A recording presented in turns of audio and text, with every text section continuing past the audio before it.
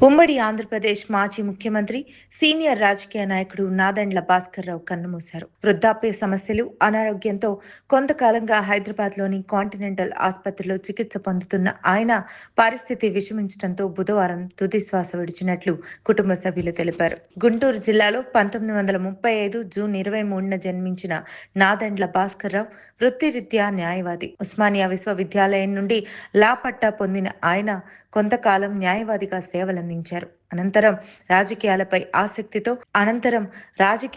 ఆసక్తితో కాంగ్రెస్ పార్టీలో చేరి ప్రజా జీవితంలోకి అడుగుపెట్టారు. 1978లో విజయవాడ తూర్పు నియోజకవర్గం నుండి కాంగ్రెస్ అభ్యర్థిగా పోటీ చేసి తొలిసారి ఎమ్మెల్యేగా గెలిచారు. ఆ సమయంలో డాక్టర్ మర్రి చెన్నారెడ్డి, టంగుటూరి అంజయ్య మంత్రివర్గాల్లో ఆయన కీలక బాధ్యతలు నిర్వర్తించారు. 1982లో నందమూరి తారక రామారావు స్థాపించిన తెలుగుదేశం పార్టీలో చేరిన భాస్కర్రావు ఎన్టీఆర్కు సన్నిహితుడిగా నిలిచారు.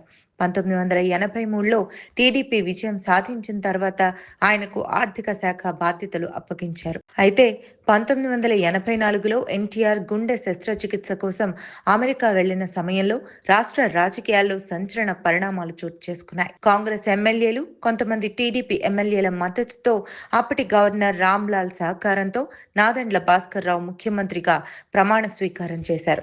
ఈ ఘటన రాష్ట్ర రాజకీయాల్లో పెద్ద కలకలం రేపింది. అమెరికా నుంచి తిరిగొచ్చిన ఎన్టీఆర్ ప్రజాస్వామ్యాన్ని కాపాడండి అనే నినాదంతో భారీ ఉద్యమం చేపట్టారు. నల్ల దుస్తులు ధరించి ధర్మయుద్ధం పేరుతో రాష్ట్ర వ్యాప్తంగా యాత్ర నిర్వహించారు. ఈ ఉద్యమానికి నారా చంద్రబాబు నాయుడు నాయకత్వం వహించగా దేశవ్యాప్తంగా ప్రతిపక్ష పార్టీల మద్దతు లభించింది. ఉద్యమం తీవ్రతకు కేంద్ర ప్రభుత్వం దిగొచ్చి గవర్నర్ రామ్లాల్ను వెనక్కి పిలిపించింది. అనంతరం ఎన్టీఆర్ను తిరిగి ముఖ్యమంత్రిగా నియమించింది.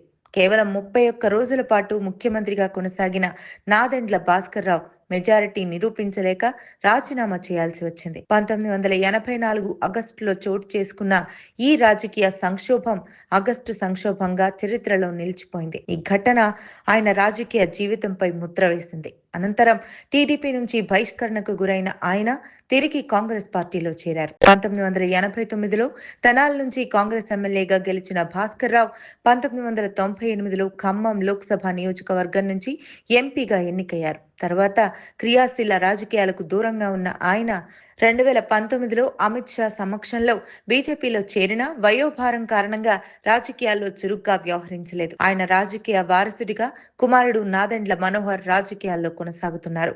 కాంగ్రెస్ ద్వారా రాజకీయాల్లోకి వచ్చిన మనోహర్ 2004-2009లో తెనాలి ఎమ్మెల్యేగా గెలిచి ఉమ్మడి ఆంధ్రప్రదేశ్ అసెంబ్లీ స్పీకర్గా పనిచేశారు. ప్రస్తుతం జనసేన పార్టీలో కీలక నాయకుడిగా ఉన్న ఆయన 2024లో తెనాలి నుంచి మరోసారి విజయం సాధించి ఆంధ్రప్రదేశ్ కేబినెట్లో పౌర సరఫరాల శాఖ మంత్రిగా బాధ్యతలు నిర్వర్తిస్తున్నారు. సుదీర్ఘ రాజకీయ అనుభవం కలిగిన నాదెండ్ల భాస్కర్రావు మృతి పట్ల పలువురు నేతలు సంతాపం వ్యక్తం చేస్తున్నారు.